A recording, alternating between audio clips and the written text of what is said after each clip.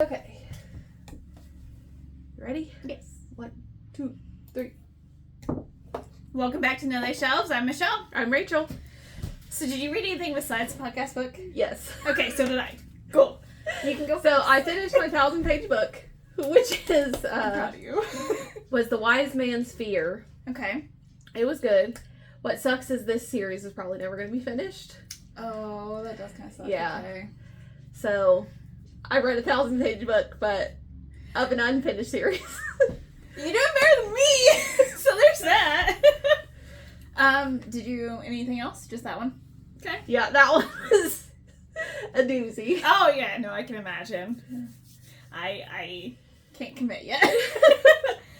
So I read. So I'm trying to at least do one physical TBR, at least per podcast book. That's good. But per week, you know. So I actually bought a special edition of The Princess and the Pack. It's an Omegaverse. It's a 4 stars. I'm keeping it. Because that's what I'm trying to do. I'm trying to like go through and see what ones I really do want to keep and have like a reread factor on it and stuff. Definitely 4 star. And then I read another, not physical TBR, but it was another Omegaverse. It's called Beyond the Hunt, Evermere. Book 1. It was about 2.5. It wasn't bad. That's good. Yeah, so it's a Omegaverse, so you can't really go wrong with that.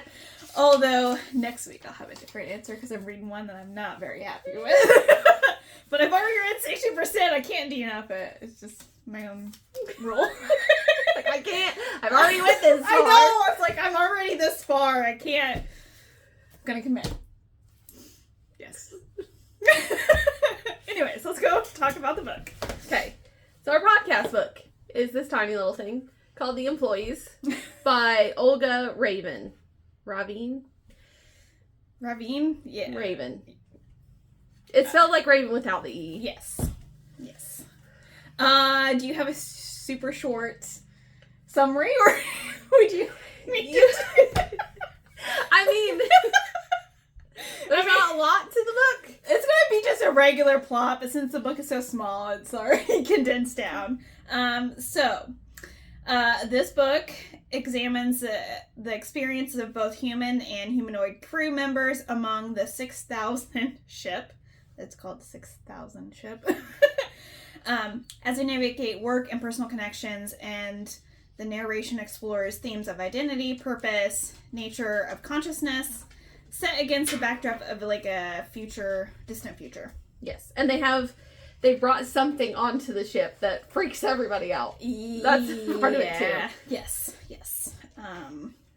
So we don't have any characters besides humans and humanoids.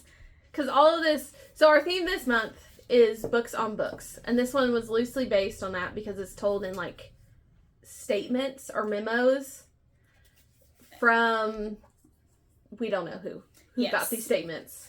It's told through a series of non-chronologically anonymous statements to like an HR or someone above someone in the company is kind of how it. So I kind of took, as I was reading it, since I thought it would be fun to try to read the statements in order. Oh. Yeah. But I finished it and then went back and to see if it made sense. Still doesn't, it doesn't matter. The statement numbers above like the chapter titles don't really necessarily mean anything. No, you just kind of get like, oh, this one came from here. Like, yeah, you get a sense of time with them and that's about it. Yeah. Because there's no names, no real plot, no real the objects didn't really make sense. Like, it's like they knew what they were, but they didn't know what they were. It confused me a little bit with that. They got from the new Discovery. Yes, the planet that they went on. And these objects, from what I gathered from these statements, like, had some kind of, like, influence in some way over everybody. Okay. So, like, different things made them act weirder. Okay. Because you get the, like, statements where he's like, well, I want to touch it. And we're not allowed to touch it. Yeah. Yeah, that's kind of how I just didn't understand the concept of the objects in the sense of there's a special room for these objects that you're not supposed to touch, but they touch them. You're not supposed to move them, but you move them. So it was just like, what's the boundaries here? Like, I need to know. But then, it's like any corporation. Things that aren't supposed to happen are going to happen. Oh, 100%. 100%. So I think we follow a humanoid. So, right? Technically. I think it was like a mix of everybody. Okay. So it wasn't that would make a little bit more sense, because I was thinking we follow the same person. No, I think it's different employees. That would make more sense now. That makes more sense. I was like, man, this person is crazy. They don't know anything about themselves. But then I was like, oh, well, it's a humanoid, so they're like fighting themselves, and they think they're human, but they're not really human. They can't die, but they kind of can die. Yeah. So that makes a little bit more sense. It's like, I wish there was a better way to show that, because I thought we were following the same person throughout the entire statements. I think if we had, like, names above the statements, like, or employee numbers, it would have worked better. Yes. Yeah, that would have been a lot better, just because I felt confused on a lot of things, which could be part of the reason she did it that way. I'm not 100% sure. I also, like, my brain automatically makes the character that I'm reading female. I mean, that's just... So it's just a crew of females. I mean, that's totally fine. It's definitely, like, works out. I do kind of like, the author does a really good job of bringing satire into corporate language, because I thought that was pretty fun. Just based on, like, the end statement from the company itself, it's just read just straight, like, an email that you send to the masses, you know? Since I work in a big corporation, I know a lot of the corporate lingo, so it was just interesting to see her make fun of it and not be totally, like, obvious about corporate sucks, you know? Yeah. Like, it was just kind of what this was. Oh, yeah, 100%. It was supposed to make fun of, but I felt like it made fun of it in a nice way compared to some of the other ones we have read. I mean, corporations in general are not the best. Yeah, no. Not in a big corporation like that. 100%. Let's see here. So a couple of themes. Obviously, alienation. Yeah. It was very lonely. Like, you're in a crew full of people, but you're like, you feel like you're isolated with just one person. Yeah.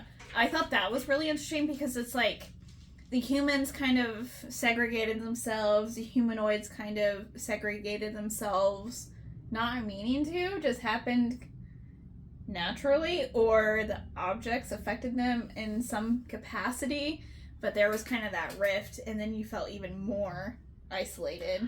Yeah. Also, I wanted to know, like, more about what was going down, because there's a part in it where, like, somebody died, but you don't get anything else. One of the humanoids killed a human, and that was all what was said, and it happened again, but it's okay. Which is why they decided to, like, terminate the whole ship, which is crazy. Oh, yeah. And even crazier is they made it where only things that were living were going to be destroyed. Yeah, so the objects didn't die. Yeah, so the objects didn't die, but the humanoids died a really slow death. Like, I kind of felt bad for them, because the humans died, like, I would say within the hour of whatever they did. This mysterious, it's gonna destroy everything but the ship and the objects. Because the most important part for the corporation is the objects. Right, what's the object? It doesn't care about the people. So it was kind of interesting to kind of see in some of the statements where the humanoid, or a lot of it was more humanoid than humans. That's why I refer to it a lot more than with the humans. But just the humanoids were like, are you gonna help us? Like, hey. And they're like, we're just taking notes. It's like, that made you feel even more isolated. We're just here as observation.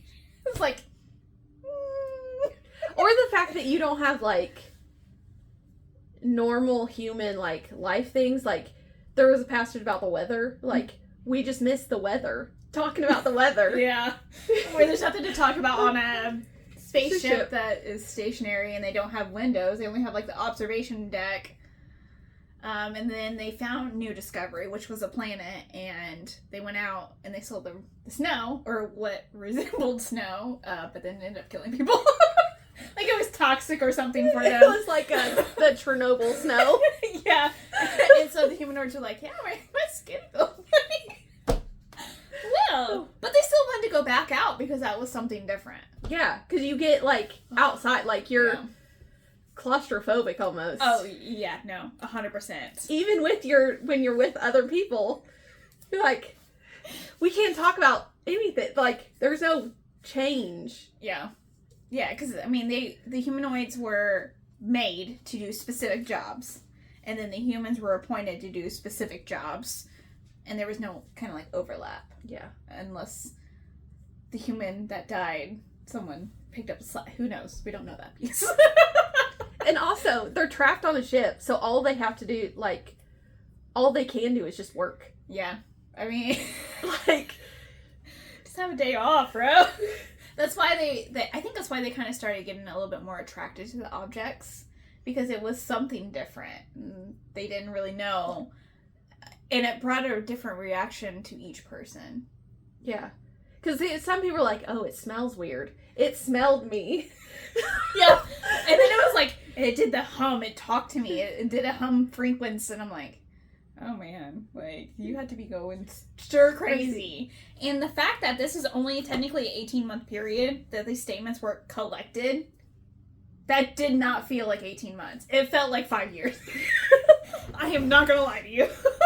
Because it did say, like, in the beginning, like I want to say it's like a prequel or preface or whatever you want to call it, but it did say 18 months of statements collected by the employees. Like, I felt like I was on that spaceship for, like, years. Like, I'm just trapped here. Like, so it does a really great job of making you feel like time has passed, but not really. Like, it was kind of crazy how the connection of that worked, where you're like, oh, okay, well, it's not too bad. It's not a long novel. And then, no, I felt like I was on that ship for years. But can you imagine just 18 months of nothing but work straight? Yeah. Like, you can't go and do anything. You have a duty to do at least. Yeah. Some function that you have to do every day. No sleeping in for you! Well, I guess humanoids didn't really sleep that much. Like, you can't escape your job. You're just stuck. Yeah, you're just there. There is no decompression. There's no leave work at home. Yeah. Or leave work at work, but yes. So I kind of took, and it's funny because I'm going to bring this piece up. So as she describes like how the objects are laid around this room, it made me think of an art installation. Yeah. So that's kind of where my brain went to. Well, did you know that this book is actually based on an art installation? No. Yes. By, I'm going to butcher it, so I apologize, Leah Gutit Hidsenlid? Is that how you would... Yes.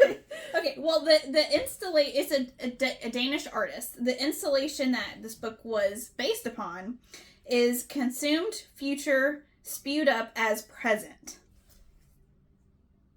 And it is just like a random assortment of random objects in a room. And that's kind of was like, oh my god. So I was trying to look up imagery for this, the page. And I come across this little nugget of information. I'm like, oh my god, it makes so much more sense. Especially when you see, he's done a few different installations. But you can definitely see where she got the inspiration. Yeah. So definitely check it out. Okay. I will look it up. Yeah, no, it was actually really interesting. It was actually displayed at the Copenhagen Overgrown Art Institute. and she happened to see it, because this was written in 18, so would have been around that time.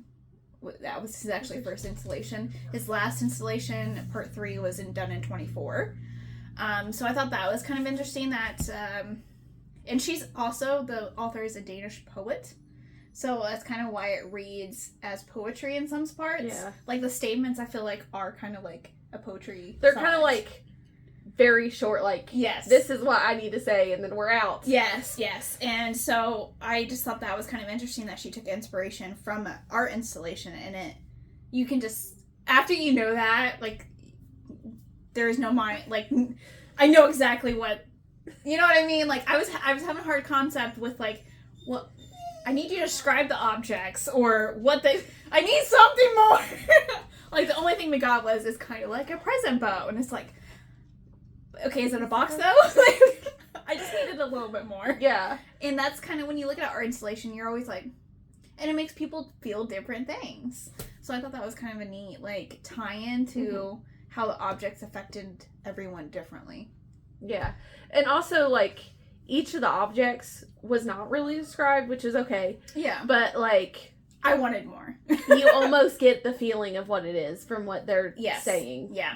And that's kind of, I think, was the whole point of it. Because if you just said it's a microphone, you're going to be like, okay, well, I know what a microphone is. I know what it makes me feel. But, like, if you just take the bare bones of it and you're like, huh. And that's kind of what she did. And that's kind of what the art installation did, too. So that was kind of interesting that it's, because it's, like, just, none of it I could place. It was just, like, cylindrical objects and stuff like that in random, like, one was in, like, a, you know, like the swing set for kids. Yeah. Like the small one. It's just a center in there. Like, okay. Which, I mean, it's an art installation, so, but that's kind of where I was like, oh, light bulb moment in my head. I was like, I know exactly what I'm supposed to be picturing now. Not sure what I'm supposed to be looking at. Because that's what art installation is. You, like, look at it, and I can see something, and you can see something completely different. So it was just kind of interesting now that I know that. It all clicks to me. Well, that's the good thing about art and reading, because everybody can get something different from, especially something like this, because you get, like, hardly any plot. Like, there's just little scraps here and there. Yeah. And then you're just like, okay, well, how do I feel about this statement that they just made? Yes. And I think that's kind of, I mean, I want to assume that's her point. But yeah, once I figured that out, I didn't care about the objects at that point. Because I was like, oh, I know they're supposed to make people feel a certain way, depending on your life views. So it was really interesting when the humanoids were, like, looking at it and feeling certain ways when it's just programs. Well, it's also interesting with the humanoids because you're like, oh, well, they have updates and all this stuff. But at the end, when you get humanoid perspective, they're like, oh, well, I have this update, but I'm more than this. Like, my programming goes deeper and deeper and deeper. Which is also like, okay, well, that's kind of a statement on AI, too. Yeah. Because it is just programming, but at the same time, it can go so much deeper, and you can't shut it off at a certain point. Which brings me to my next topic. Me and my one coworker actually have been talking about AI and AGI, which is the next step beyond AI, which we won't see for another 10 plus years at this point. Based on actual people that are doing it or saying this. So I had to actually look this up because I didn't understand. Because I was trying to do a little bit of research on the book. Just because there's not a lot of plot, I wanted to be able to speak on some things.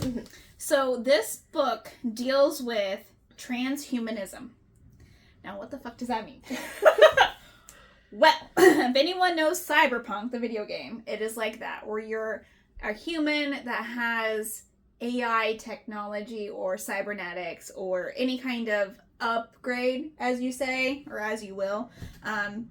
That's kind of what it is. That's like the definition. And she plays with this a lot in this novel because we have the humans and the humanoids who are basically just AI robots. Yeah. That can be autonomous. Well, the beginning of the novel, you feel like they're not really, like, sentient. Yes. Like, they can talk and do their function, but they're not really, like, there. Yeah. And at the end of the novel, you're like, oh, well... They become more. Yeah. Yeah.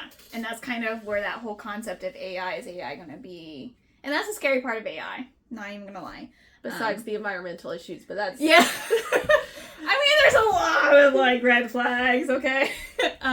But just interesting concept, especially when some of the humanoids, like, say, like, they're add-on connected to their body, like, what does that mean? See, I read that the add-ons as something coming from, like, a human, like, there's something that they put on a human, instead of more, like, the humanoids. Because I feel like the humanoids are, like, perfect almost, because they're, like, bred and they don't need any, like, extra enhancement. I gotcha.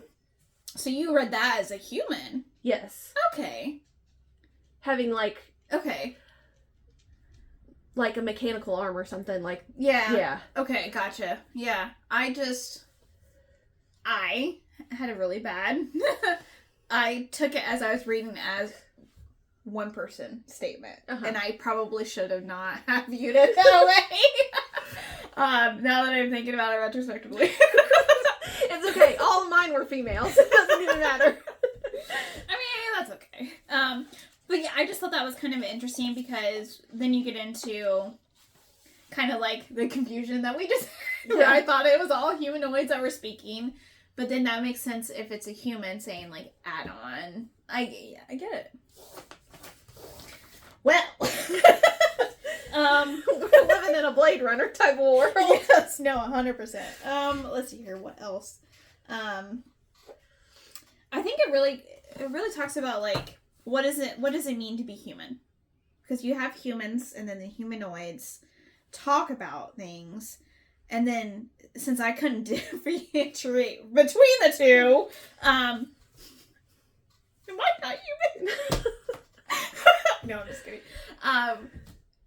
It just, like, you can program an AI to be human. You can make them, breed them, however you need to. I think in this, they were, like, made in, like, 2 years? No, something like that. I can't remember. Like, as technology got better, they were shorter time periods of getting, like, the best humanoid version of... Which is how technology works, because at first you start with the, like... The basic, something that's probably bigger than what it needs to be. Mm-hmm. Yeah. And then you dwindle down to smaller, and then eventually it gets too small, and then it goes back to bigger. Yeah, pretty much. So I thought that was kind of interesting. Yeah. Like, in the beginning, the humanoids had, like, a childlike mentality, and then probably as a first human died. That's just me speculating. No. You could definitely sense a change in the humanoids, and especially once all the humans were dying or dead, and so were the humanoids. They decided, well, we're just gonna go on the planet because that's cool, it's alright. And they were okay with the final death not being uploaded or reborn into someone else. Yeah. So, which is a crazy thing to think about, dying and then being re-uploaded. Yeah, because that's all they really talked about. Well, I'm just gonna be re-uploaded. So, but then some of, like, later on when they decided to cancel the whole experiment and destroy everything but the objects, the humanoids were like, well, I'm gonna control my own death. So I felt like that was, like, more human-esque than code. Yeah. So it was interesting to kind of see that line of what does it take to be human blur a little bit, especially with AI and all the scary things that go with that. Yeah, because AI is a big subject to broach. Oh, yeah. It's huge. I'm not going to pretend I know all of the facets of it, because I'm actually just learning a little bit more myself regarding it, because unfortunately it is the future. Well, yeah. I mean, except for we're going to end up living in a wasteland with no water, so it's only just going to be AI. Well, they can survive without water, so... Apparently they can't, because the data centers that they use gallons and gallons of water. Oh, wait. And pollute the air. Well, they don't need filtered water. Well, that. Okay. Was there anything else you wanted to touch on the employees? I don't think... This is such a, like, short little, like, novel. Like, it's good as far as the book. But it's very short. Yes. And I'm not sure if it has a reread factor to it. For me. Just because there wasn't really much plot. I felt like you could maybe pick up on a little bit stuff more here and there. But I feel like that with any kind of book if you read it again. But there's no plot. No, there's not no plot. I need... It's statements. It is. It's basically statements. Like you're reading a file. Yes, about a non-existent corporation that decided to use objects. But I am happy I read it. It did get some nominations. I did not write them down. But she was actually inspired by Ursula too. Ursula K. Le Guin. Yes, thank you. I was like, I knew. Wizard of Earthsea. Yes. So it was just interesting how, like, authors can take inspiration from other things and just make it their own. Yeah. I mean, that's the whole point of... It was kind of a cool idea to take, like, the idea of, like, a corporation, which most people know, not necessarily the inner workings, but, like, they know the general idea of a corporation and put it in space and give, like, random objects to obsess about. Yeah. It kind of reminded me of one that we've read, The Girl Who Can Move Shit With Her Mind. It kind of reminded me of that just because of the alien aspect of that. It reminded me a little bit of Lifelike because of the humanoids. You're like, oh, these are... It wasn't wastelandy enough for me. Yeah. I mean, we're on a ship. Oh, I forgot about that piece. I know I need a little bit more wasteland with that. I need sand of some sort. Raining glass. I mean, yes, I guess the snow's close enough. Ish. But no. Pretty much radiation snow. There's nothing wrong with that. It just burns. Anyways. Okay. What was your rating? I think I gave it a 3. Okay. Because it's solid and it's like, it's worth a read, especially with how short it is. I think if it was any longer, I would need more of a plot. Yes. And the ideas in it are good ideas to explore. Okay. But it didn't blow me away. And it might be because it doesn't really have a plot. Yeah, no, 100%. My initial rating was a 1.5. But reflecting on it, I'm not going to give my reflected rating because it doesn't matter. We're going with initial ratings only. Knowing that it's like based off of art installation, knowing a little bit more backstory helped me connect everything. While I was reading it, I was super confused. I didn't really understand what was going on. It was very disjointed, which it makes sense now. It was just, as I was reading it, I was like, I don't understand. Like, it was a really hard concept for me, especially how it was written. And me thinking it was all humanoid instead of bouncing between the two. Yeah. But that was just my own hang-up. It was nothing against the author. It was just more of, what? You know? But not, like, doing a little bit of research and, like, thinking on it more, it makes sense. Like, it's just an interesting read. Yeah, it is very interesting. It is very different from what we've read in the past. So, you know, that's part of the reason for my rating. Like, I was like, where's the plot? I was expecting, like, to take a lot of notes, and I didn't have a lot of takeaways with this one. I didn't take a lot of notes because I was on a plane. Well, you just rub it in my face. No, I'm just kidding. So I was like, oh, I'm going to take this one because it's short. Yeah. No, I totally get we planned it that way for a reason. But yeah, I just, It was an interesting read for sure. I am definitely glad I read it. It's just not going to be one that's going to be a reread for me. I don't think I'd ever pick it up again. I think what you touched on with the topics are really interesting. Mm-hmm. It's very interesting line of thought to pursue, especially since AI is becoming more prevalent in this day and age. Yeah, it definitely is, unfortunately. No, a topic for a different time. I'm not going to say anything about AI. Okay, so this was our Sci-fi. Sci-fi pick. Because they're in space. What was your science score? 1, because there's humanoids. Well, there's also, like, alien objects, too. So I guess a 2. I'm going to bump it up to a 2. I was going to give it a 2.5. Just because humanoids, robots, we've not accomplished that yet. So, and they're in space. Not very well. I mean, we do have... Yeah, not very well. Not, like, iRobot yet. Definitely not very human-like. And this was... Right there, human-like. Sorry. But yeah, okay. Do we want to go over our next ones? Yes. Sweetness. And then what? Next week we'll spin the wheel of fortune? We can do that today if we wanted, since it's short. I just have to grab my phone. It's over there. Within reach? Okay, we can do that. So our horror pick is Ghost Written by Ronald Malfi. This is going to be 4 novellas, so we're going to go into, like, short story territory.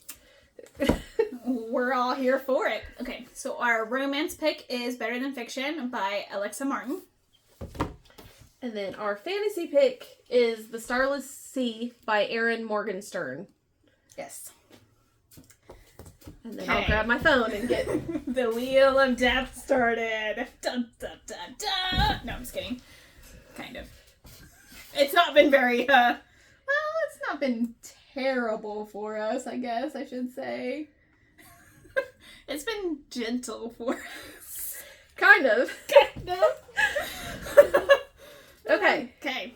We're spinning. We're spinning, and this is going to be June's, right? Yes. June's theme is favorites. Okay. Favorites it is. Are you picking 2? I pick 2? Yeah. Okay. Okay. We're going to hash it out over the genres here in a sec. Fantasy is going to be the one. Which one? Which one? Fantasy is going to be the one we argue about. Romance, me. Anyways, so favorites. Probably some rereads then. Yeah. Okay. I can take that. All right. So that's June's. So we'll hopefully get those sussed out on our next episode. Yeah. That's the goal. We'll see. We'll see. All right. Until next time. Bye. Bye.